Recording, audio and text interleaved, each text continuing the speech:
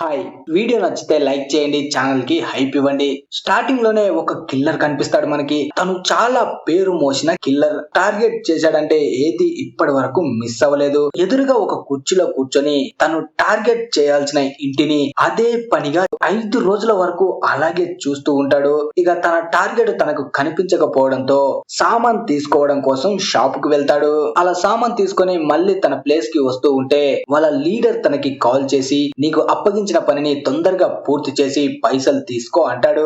దానికి కిల్లర్ కూడా నేను తొందరగా పనిని పూర్తి చేస్తాను అంటాడు. అలా రిటర్న్ వస్తూ తన టార్గెట్ ఇంటి ముందు కూర్చొని అక్కడ ఉన్న బాడీ గార్డ్స్ ని, మేనేజర్స్ ని అదే పనిగా చూస్తూ ఉంటాడు. అంటే వాళ్ళ రోజు రొటీన్ ఏంటో తెలుసుకోవాలని. అలా సాయంత్రం వరకు అక్కడే కూర్చొని తిరిగి తను ఉండే ప్లేస్ కి వస్తాడు. అలా మళ్ళీ ఆ ఇంటి వైపే చూస్తూ తన గన్ ని రెడీ చేసుకుని తన టార్గెట్ కోసం వెయిట్ చేస్తూ ఉంటాడు. కొంతసేపటికి టార్గెట్ ఇంకా రాకపోవడంతో బ్రేస్ చేసి మళ్ళీ పడుకుంటాడు. 10 నిమిషాలకు ఒకసారి తన వాచ్ లో అల్లారం వస్తుంది. వెంటనే లేచి టార్గెట్ ని చూస్తుంటాడు. కొంతసేపటి తర్వాత తనకు ఒక సౌండ్ వినిపిస్తుంది. వెంటనే పైకి లేచి తన టార్గెట్ ని చూస్తే తన టార్గెట్ తన వెంట ఒక అమ్మాయిని తీసుకొని వస్తాడు. ఆ అమ్మాయి తన ముందు డాన్స్ చేస్తూ ఉంటుంది. వెంటనే టార్గెట్ ని షూట్ చేయడం కోసం గన్ ని రెడీ చేసుకుంటాడు. తను వెంట తీసుకొచ్చిన అమ్మాయి డాన్స్ చేస్తూ ఉంటుంది. తన టార్గెట్ సోఫాలో కూర్చోగానే కిల్లర్ షూట్ చేయాలి అనుకుంటాడు. కాకపోతే తను గురి పెట్టినప్పుడే ఆ అమ్మాయి డాన్స్ చేస్తూ చేస్తూ టార్గెట్ కి అడ్డుగా వస్తుంది. దాంతో బుల్లెట్ ఆ అమ్మాయికి తగిలి ఆ అమ్మాయి చనిపోతుంది. మళ్ళీ షూట్ చేయడానికి వెళ్తాడు. కానీ అక్కడ ఉన్న బాడీ గార్డ్స్ మొత్తం కటన్స్ ని క్లోజ్ చేసేస్తారు. మొట్టమొదటిసారి తన టార్గెట్ మిస్ అవుతుంది. వెంటనే తన గన్ తీసి ఆ ప్లేస్ మొత్తం క్లీన్ చేసి గన్ తీసుకొని అక్కడ నుంచి బయలుదేరతాడు.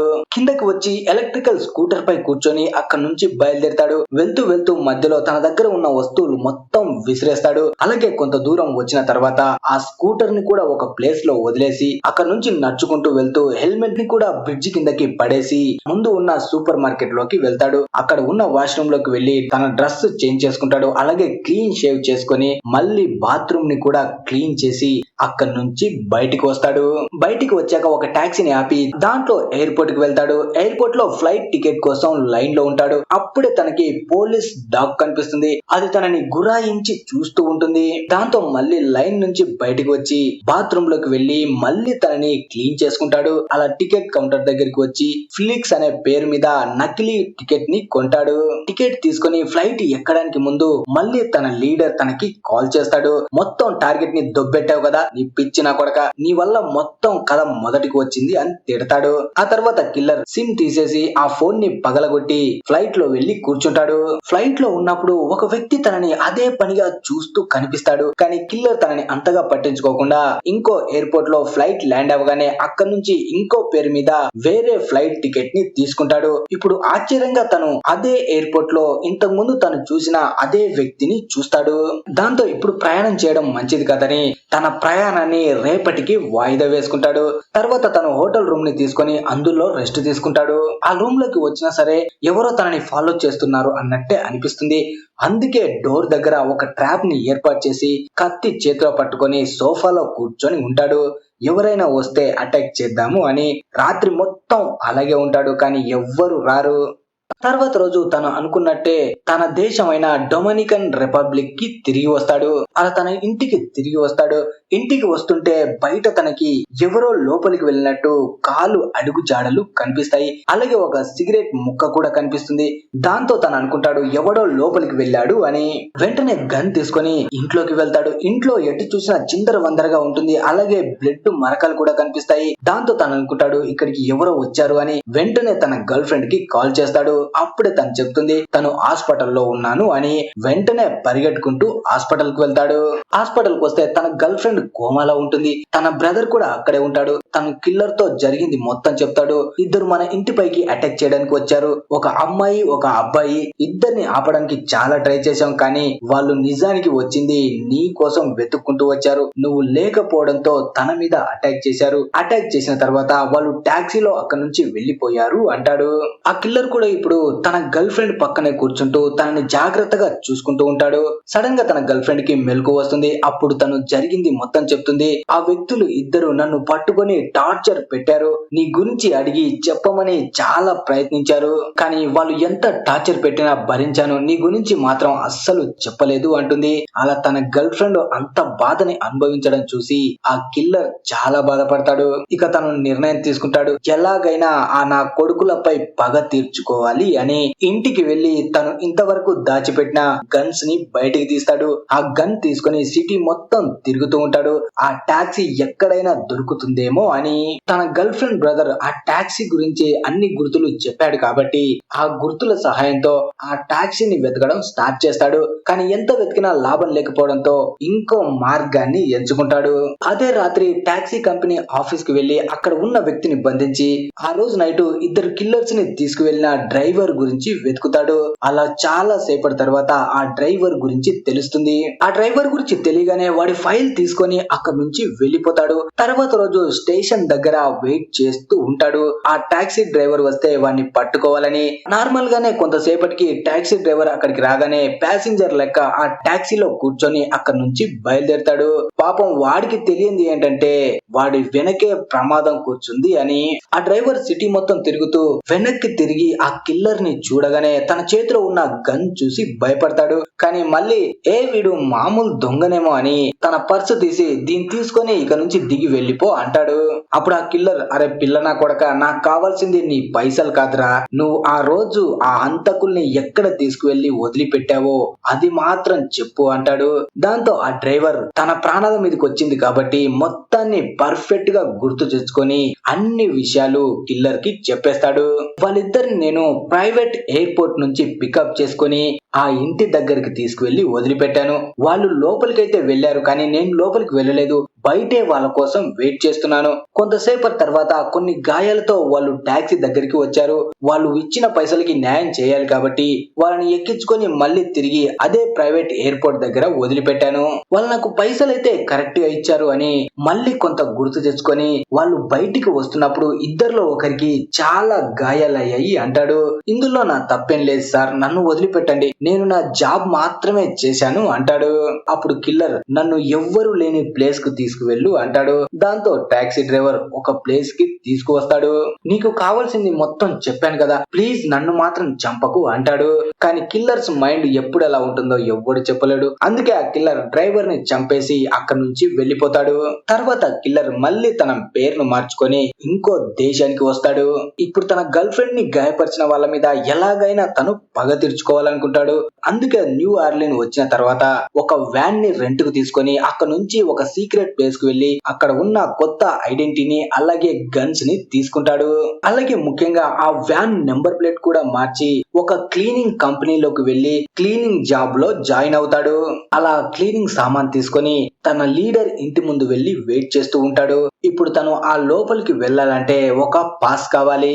కానీ అప్పుడే తనకి ఒక ఐడియా వస్తుంది. వెంటనే తన వ్యాన్ ని ఓపెన్ చేసి అందులో డస్ట్ బిన్ ని బయటికి తీసి అది చాలా పెద్ద బరువు ఉన్నట్టు నటిస్తూ లోపలికి తీసుకువెళ్ళడానికి ట్రై చేస్తాడు. దాంతో అక్కడ ఉన్న సెక్యూరిటీ గార్డ్, ఇది చాలా బరువు ఉన్నట్టుంది, మనోడు కష్టపడుతున్నాడని తన ఐడి కార్డ్ తో ఆ డోర్ ని ఓపెన్ చేస్తాడు. అలాగే లిఫ్ట్ లో వెళ్తున్నప్పుడు కూడా ఆ సెక్యూరిటీ గార్డ్ హెల్ప్ చేస్తాడు. లోపలికి వచ్చిన తర్వాత అక్కడ ఉన్న డెలివరీ వ్యక్తి వెళ్లిపోగానే కిల్లర్ లోపల తన లీడర్ దగ్గరికి వెళ్తాడు. అక్కడే తన సెక్రటరీ కూడా ఉంటుంది. ఆమె సహాయంతో లీడర్ ని చైర్ కే కట్టేసి తనని అడుగుతాడు, చంపడానికి వచ్చిన ఆ ఇద్దరు హంతకులు ఎవరు అని. కానీ లీడర్ మాత్రం దీంతో నాకు ఎటువంటి సంబంధం లేదు, నువ్వు ఎవరినైతే చంపడానికి వెళ్ళావో అతన్ని చంపడం కోసం డబ్బులు ఇచ్చిన వాడు, నువ్వు చంపలేదని చాలా కోపంగా ఉన్నాడు, ఒకవేళ వాడే నిన్ను చంపడం కోసం పంపించి ఉంటాడు అంటాడు. వాళ్ళు వచ్చింది నిన్ను చంపడానికే, కాకపోతే నువ్వు లేకపోవడం వల్ల నీ గర్ల్ ఫ్రెండ్ మీద అటాక్ చేశారు, అయినా సరే నువ్వు మళ్ళీ తిరిగి నీ ఇంటి దగ్గరికి వెళ్ళావని లీడర్ తిడతాడు. అలాగే నువ్వు ఇక్కడ ఉంటే ఇంకా డేంజర్, మనకు పని అప్పచెప్పిన కస్టమర్ నీ మీద కోపంగా ఉన్నాడు, వాడు మళ్ళీ అటాక్ చేసినా చేస్తాడు, అందుకే నువ్వు వెంటనే నీ ఐడెంటిటీని మార్చి ఇక్కడ నుంచి వెళ్లిపోవాలి అంటాడు. కానీ కిల్లర్ మాత్రం ఏమి మాట్లాడకుండా ముందుకు వెళ్లి అక్కడ ఉన్న నెయిల్ గన్ ని తీసుకొని దాన్ని లీడర్ చూస్తుండగానే అక్కడ ఉన్న ల్యాప్టాప్ పై ప్రెస్ చేస్తాడు. అలాగే లీడర్ తో అంటాడు, ఇప్పుడు నువ్వు నిజం చెప్పకపోయావనుకో నా కొడక ఇది నీ బుర్రలో దింపుతాను అంటాడు. అయినా నీ బుడ్డ బెదిరింపులకు ఇక్కడ ఎవ్వడు భయపడడు, నువ్వు ప్రాణాలతో ఉండాలంటే వెంటనే ఇక్కడ నుంచి వెళ్ళి, లేదంటే చస్తావు అంటాడు. ఆ మాటలకి కిల్లర్ కి పిచ్చ కోపం వస్తుంది. ఆ నెయిల్ గన్ని వాడు గుండెల మీద పెట్టి ప్రెస్ చేస్తాడు. అలాగే లీడర్ తో, ఇప్పుడు చెప్పు వాళ్ళిద్దరు ఎవరో, వాళ్ళ గురించి చెప్తేనే నేను అంబులెన్స్ కి కాల్ చేస్తాను, వాళ్ళు వస్తేనే నువ్వు ప్రాణాలతో బతుకుతావు అంటాడు. కానీ తను చెప్పే లోపే ఆ ముసలోడు చచ్చిపోతాడు. ఇప్పుడు కిల్లర్ దగ్గర ఉన్నది ఆ ముసలోడి సెక్రటరీ. తనని ఎందుకు ప్రాణాలతో వదిలిపెట్టాలి అని తనని చంపడానికి వెళ్తాడు. అప్పుడే సెక్రటరీ, నాకు తెలుసు నువ్వు నన్ను చంపేస్తావని, కానీ చంపడానికి ముందు మనం ఒక డీల్ చేసుకుందాం. నువ్వు నన్ను ఎలాగో చంపేస్తావు, నేను చచ్చిన తర్వాత నా డెడ్ బాడీ నా ఫ్యామిలీకి దొరికేలా ఒక ప్లేస్ లో పెట్టు, వాళ్ళకైనా నేను చచ్చిపోయిన తర్వాత ఇన్సూరెన్స్ డబ్బులు ఉపయోగపడతాయి. నా పిల్లల కోసం ఇది అడుగుతున్నాను, దీనికి బదులుగా ఆ ఇద్దరు ఎవరో నేను చెప్తాను అంటుంది. దాంతో కిల్లర్ కూడా ఒప్పుకొని తన కట్లను విప్పి బయటికి వచ్చిన తర్వాత మొత్తం ఆఫీస్ ని క్లీన్ చేస్తాడు. అలాగే ఆ ముసలోడి శవాన్ని తను ఇంతకు ముందు తీసుకువచ్చిన ఆ డస్ట్ బిన్ లో వేసుకొని అక్కడ నుంచి సెక్రటరీతో కలిసి బయటికి వచ్చేస్తాడు. వీళ్ళు కార్ లో వెళ్తూ ఉంటే ఆ సెక్రటరీ కిల్లర్ ని అడగడం స్టార్ట్ చేస్తుంది, నన్ను ప్రాణాలతో వదిలేయి అని. కానీ మనోడు మాత్రం తన మాటల్ని అస్సలు పట్టించుకోడు. అలా కిల్లర్ తన గ్యారేజ్ దగ్గరికి వచ్చిన తర్వాత గ్యారేజ్ ని ఓపెన్ చేయడం కోసం ముందుకు వెళ్తాడు. ఆ టైంలో సెక్రటరీ గట్టి గట్టిగా అరుస్తూ ఉంటుంది, ఎవరైనా తన గురించి విని తనని విడిపించడానికి వస్తారు అని. కానీ ఎవ్వరు రారు. అలా కిల్లర్ గ్యారేజ్ ని ఓపెన్ చేసి తన వెహికల్ ని లోపలికి తీసుకొని వెళ్తాడు. లోపలికి వెళ్ళిన తర్వాత సెక్రటరీ ఆ ఇద్దరు ఎవరో అన్న విషయాన్ని చెప్తుంది. అలాగే ఒక పోస్ట్ కార్డ్ ని చూపిస్తూ ఆ ఆర్డర్ ఇచ్చిన వాడిని గురించి కూడా చెప్తుంది. అలా మొత్తం అన్ని విషయాలు తెలుసుకున్న తర్వాత సెక్రటరీ స్టెప్స్ దిగుతూ ఉంటే వెనక నుంచి వచ్చి తన మెడ విరిచేస్తాడు. ఎందుకంటే చూసిన వాళ్ళు మెట్లపై నుంచి పడి చనిపోయింది అనుకోవాలని. అలా అయితేనే తన పిల్లలకి ఇన్సూరెన్స్ పైసలు వస్తాయి కాబట్టి. తర్వాత ఆ కిల్లర్ గ్యారేజ్ లోకి వచ్చి తన లీడర్ శవాన్ని తగలబెడతాడు. ఆ తర్వాత బ్రిడ్జ్ దగ్గరికి వచ్చి కింద పోతున్న వాటర్ లో మిగిలిన ఆధారాలు మొత్తం దాంట్లో పడేస్తాడు. ఎవ్వరు తనని కనిపెట్టరు. తర్వాత మళ్ళీ తన వ్యాన్ ని తీసుకువెళ్లి నీట్ గా క్లీన్ చేస్తాడు. వ్యాన్ కి తగిలించిన ఫేక్ నెంబర్ ప్లేట్ ని తీసేసి వ్యాన్ ని తిరిగి రెంటల్ వాళ్ళకి ఇచ్చేస్తాడు. తర్వాత ఫ్లోరిడాకి వస్తాడు ఆ ఇద్దరు హంతకుల్ని చంపడం కోసం. తను ఇప్పుడు చేయాలనుకుంటున్నది ఏంటంటే, ఇద్దరు హంతకులు తన ఇంటికి వచ్చారు, ఒకడు మేల్ ఇంకొకరు ఫీమేల్. మొదటిగా మగాన్ని చంపాలి అనుకుంటాడు. అలా వాడి ఇంటి ముందుకు వెళ్లి వాడిని చూస్తాడు. ఇంట్లో ముగ్గురు వ్యక్తులు ఒక డాగ్ తో ఆడుకుంటూ కనిపిస్తారు. సాయంత్రం వరకు ఆ ఇంటి ముందే ఉంటూ వాళ్ళు ఏమేం చేస్తున్నారో అన్ని గమనిస్తాడు. సాయంత్రం అవ్వగానే వాళ్ళు క్యాసినోకి బయలుదేరుతారు. వాళ్ళ వెనకే కిల్లర్ కూడా బయలుదేరుతాడు. అలా తర్వాత మళ్ళీ ఆ హంతకుడి ఇంటి దగ్గరికి వచ్చి వెయిట్ చేస్తూ ఉంటాడు. నైట్ 12 తర్వాత ఆ హంతకుడు మళ్ళీ తన ఇంటి దగ్గరికి వస్తాడు. కానీ ఒక్కడే వస్తాడు. అలా తను లోపలికి వెళ్ళగానే కిల్లర్ కూడా కార్లోంచి బయటికి వచ్చి లోపలికి వెళ్ళడానికి ట్రై చేస్తాడు. కానీ డాగ్ తనని చూసి మొరగడం స్టార్ట్ చేస్తుంది. వెంటనే మత్తు మందు కలిపిన బిస్కెట్స్ డాగ్ కి పెట్టగానే అది తిని అక్కడే పడుకుండిపోతుంది. అలా తను లోపలికి రాగానే తనకంటే ముందు ఆ హంతకుడు తన కోసం వెయిట్ చేస్తూ వెనక నుంచి అటాక్ చేస్తాడు. ఆ హంతకుడికి ముందు నుంచే తెలుసు, ఇతనిపై నేను అటాక్ చేశాను కాబట్టి నా మీద పగ తీర్చుకోవడానికి తప్పకుండా వస్తాడు అని. అలా ఇద్దరి మధ్య దారుణంగా ఫైట్ జరుగుతుంది. ఈ ఫైట్ లో కిల్లర్ హంతకుణ్ణి పిచ్చా కొట్టుడు కొడతాడు. దాంతో వాడు వెంటనే వెళ్లి గన్ తీసుకొని షూట్ చేయడానికి వెళ్తే కిల్లర్ పక్కన ఉన్న రూమ్ లో వెళ్లి దాక్కుంటాడు. ఆ రూమ్ లో నుంచే హంతకుడితో మాట్లాడతాడు, నీ పేరు జాన్ కదా, నీ గురించి నేను మొత్తం తెలుసుకున్నాను, నా కొడక నిన్ను ఈ రోజు వదిలిపెట్టేదే లేదు అంటాడు. హంతకుడు గన్ పట్టుకొని డోర్ దగ్గరికి రాగానే లోపల ఉన్న కిల్లర్ గన్ తో డోర్ పై షూట్ చేయగానే హంతకుడు చనిపోతాడు. గన్ సౌండ్ వినగానే డాగ్ కి మళ్ళీ మెలకు వస్తుంది. తన యజమాని చనిపోయాడని కిల్లర్ పై అటాక్ చేయడానికి వస్తుంది. కానీ కిల్లర్ అక్కడ నుంచి తప్పించుకొని పరిగెడతాడు. డాగ్ తన వెనుక వస్తూ ఉంటే తను ఫెన్సింగ్ దూకి దాని లోపలనే బంధిస్తాడు. తర్వాత పెట్రోల్ బాంబ్ ద్వారా మొత్తం ఇంటినే పేల్చేస్తాడు. ఇప్పుడు తను ఇంకో హంతకురాల్ని చంపాలి. తన పేరు టెసా. తన కోసం ఇప్పుడు న్యూయార్క్ కి బయలుదేరతాడు. న్యూయార్క్ లో కూడా ఒక కార్ ని రెంట్ కి తీసుకొని ఆ హంతకురాలి ఇంటి దగ్గరికి వెళ్లి తన కోసం రోజు మొత్తం వెయిట్ చేస్తూనే ఉంటాడు. తను ఏ పనులు చేస్తుందో అని. సరైన టైం కోసం మనోడు వెయిట్ చేస్తూ ఉంటాడు. రాత్రి అవగానే టెరిసా అక్కడ నుంచి ఒక పెద్ద రెస్టారెంట్ కి వెళ్తుంది. మనోడు కూడా తన వెనకే వెళ్తాడు. కొంతసేపటికి టెరిసా దగ్గర ఒక వ్యక్తి మాట్లాడుతూ అతను వెళ్లిపోయిన తర్వాత కిల్లర్ టెరిసా దగ్గరికి వెళ్తాడు. కిల్లర్ ని చూడగానే టెరిసాకి అర్థమవుతుంది, తనని చంపడానికి చంపడానికే వచ్చాడు అని. అందుకే తను ఖరీదైన డ్రింక్ ని ఆర్డర్ చేస్తుంది. అలాగే తన బాస్ ని చంపావా అంటుంది. దానికి కిల్లర్ చంపేశాను అంటాడు. అప్పుడే టెరిసా నేనేం నా సొంతంగా చేయలేదు, నా క్లయింట్ చెప్పినట్టే నేను చేయడానికి వచ్చాను అంటుంది. నాకు నీతో కానీ నీ గర్ల్ ఫ్రెండ్ తో కానీ పర్సనల్ గా ఎలాంటి గొడవలు లేవు, నా క్లయింట్ చెప్పడం వల్లే నేను అక్కడికి వచ్చాను అంటుంది. అలాగే నేను నీ కోసం వచ్చాను, నీ గర్ల్ ఫ్రెండ్ ని టార్చర్ చేయాలని కూడా అనుకోలేదు. కానీ నువ్వు అక్కడ కనిపించకపోవడంతో నాతో వచ్చిన వాడు నీ గర్ల్ ఫ్రెండ్ ని టార్చర్ పెట్టాడు. కానీ కిల్లర్ మాత్రం నువ్వు ఎన్ని కబుర్లు చెప్పినా నిన్ను మాత్రం ఇప్పుడు ప్రాణాలతో వదిలిపెట్టాను అంటాడు. అక్కడ నుంచి ఒక పార్క్ దగ్గరికి నడుచుకుంటూ వెళ్తూ అక్కడ ఉన్న మెట్లు కిందకి దిగుతూ టెరిసా కింద పడిపోతుంది. తనకి హెల్ప్ చేయమని చెయ్యి ముందుకు పెట్టి కిల్లర్ ని అడుగుతుంది. కానీ కిల్లర్ మాత్రం గన్ తీసి తనని షూట్ చేసి చంపేస్తాడు. అలా టెరిసా బాడీ స్టెప్స్ పై నుంచి కిందకి పడిపోతుంది. తన నిజానికి ప్లాన్ ఏంటంటే ఇంకో చేతిలో కత్తి పట్టుకొని కిల్లర్ పక్కకి రాగానే తన మీద అటాక్ చేసి చంపాలనుకుంటుంది. కానీ కిల్లర్ ఇదంతా ముందే ఆలోచించి తనని చంపేస్తాడు. తర్వాత కిల్లర్ ఆ పార్క్ నుంచి మళ్ళీ ఎయిర్పోర్ట్ కు వచ్చి చికాగోకి బయలుదేరతాడు.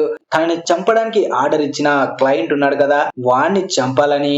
ఆ క్లయింట్ గురించి ఆన్లైన్ లో సెర్చ్ చేస్తే అప్పుడు తనకి తెలుస్తుంది వాడు చాలా ధనవంతుడు, వాడిని చంపడం కూడా అంత ఈజీ కాదు అని. ఎప్పుడు చేసినట్టే ఆ క్లయింట్ ఇంటి ముందుకు వెళ్లి వాడి గురించి మొత్తం ఎంక్వైరీ చేయడం స్టార్ట్ చేస్తాడు. వాడు గ్యారేజ్ నుంచి కార్ బయటికి తీసి అక్కడ నుంచి వెళ్లిపోగానే కిల్లర్ నార్మల్ వ్యక్తిలాగా అక్కడ నుంచి నడుచుకుంటూ గ్యారేజ్ లోపలికి సడన్ గా వెళ్లి డోర్ ని ఓపెన్ చేయడానికి ట్రై చేస్తాడు. కానీ డోర్ క్లోజ్ అయి ఉంటుంది. అప్పుడు డోర్ లాక్ ని ఫోటో తీసి ఆన్లైన్ లో సెర్చ్ చేస్తాడు ఈ లాక్ ని ఎలా ఓపెన్ చేయాలి అని. తర్వాత ఆ లాక్ ని ఓపెన్ చేయడం కోసం ఒక ఖరీదైన డివైస్ ని ఆర్డర్ చేస్తాడు. అలాగే బ్యాంక్ దగ్గరికి వెళ్లి తన అకౌంట్ లో ఉన్న పైసలు మొత్తం వేరే దేశంలో ఉన్న ఇంకో వ్యక్తి పేరు పైకి ట్రాన్స్ఫర్ చేస్తాడు. ఆ తర్వాత తను ఆర్డర్ పెట్టిన డివైస్ వస్తుంది. అలాగే తను లోకల్ డీలర్ దగ్గరికి వెళ్లి ఒక గన్ ని కొనుక్కుంటాడు. అలాగే తన పేరు మార్చుకొని ఆ క్లయింట్ ఎక్కడైతే ఉంటాడో అక్కడ జిమ్ సెక్షన్ లో జాయిన్ అవుతాడు. అలాగే అక్కడ ఉన్న సెక్యూరిటీ ద్వారా ఐడి కార్డ్ ని దొంగిలించి దాన్ని క్లోన్ చేస్తాడు. అలా క్లోన్ చేసిన ఐడి ద్వారా క్లయింట్ ఉన్న డోర్ ని ఓపెన్ చేసి లోపలికి వెళ్తాడు. క్లయింట్ కిల్లర్ ని చూసి అసలు ఎవడరా నువ్వు, ఇక్కడికి ఎందుకు వచ్చావు అంటాడు. దాంతో కిల్లర్ వీడికి నేను తెలిసి కూడా తెలియనట్టు నటిస్తున్నాడు అనుకుంటాడు. అప్పుడు సెక్యూరిటీ ఇచ్చిన ఆ పోస్ట్ కార్డ్ ని వాడికి చూపిస్తాడు. దాంతో క్లయింట్ అర్థం చేసుకుంటాడు ఇంతకు ముందు నేను ఫస్ట్ చంపడానికి పంపించిన కిల్లర్ వీడే, వీడు టార్గెట్ ని మిస్ చేశాడు అని.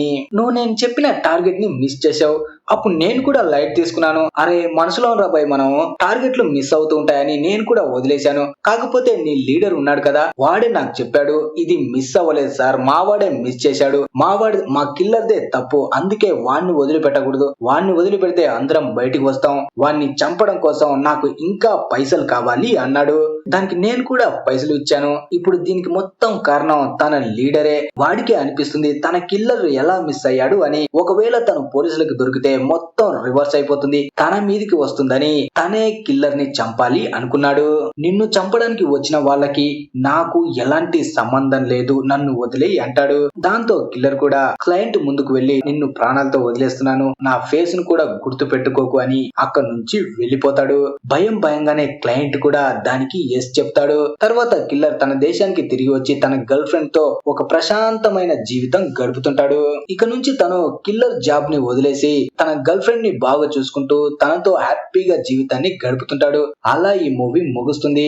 ఈ మూవీ మీకు నచ్చితే లైక్ చేసి ఛానల్ ని సబ్స్క్రైబ్ చేసుకోండి. Thanks for watching.